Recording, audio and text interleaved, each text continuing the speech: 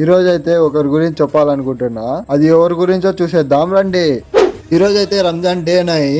ఇక మార్నింగ్ లేచి నేను నా తమ్ముడు అయితే షేరీ చేయడానికి అయితే స్టార్ట్ అయిపోయాము.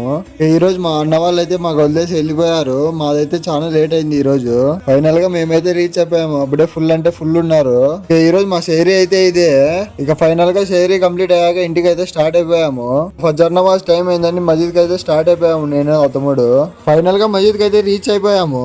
ఇక ఫజర్ నమాజ్ కంప్లీట్ చేసుకొని మరి ఇంటికి అయితే స్టార్ట్ అయిపోయాము. మరి ఇఫ్తార్ టైం అయ్యాక మా తమ్ముడు అయితే వచ్చేసాడు. ఫైనల్ గా మజీద్ కి అయితే స్టార్ట్ అయిపోయాము నేను నా తమ్ముడు. నా హలీం తినిపిస్తా అని హ్యాండ్ ఇచ్చా అని నా తమ్ముడు అయితే తిడుతున్నాడు. ఫైనల్ గా మజీద్ కి అయితే రీచ్ అయిపోయాము. మీకైతే ఒక పర్సన్ ని పరిచయం చేయాలి. ఇక ఆ పర్సన్ అయితే ఇతనే.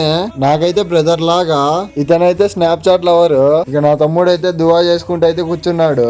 ఇక ఇఫ్తార్ టైం అయ్యాక రోజా అయితే వదిలేసాము.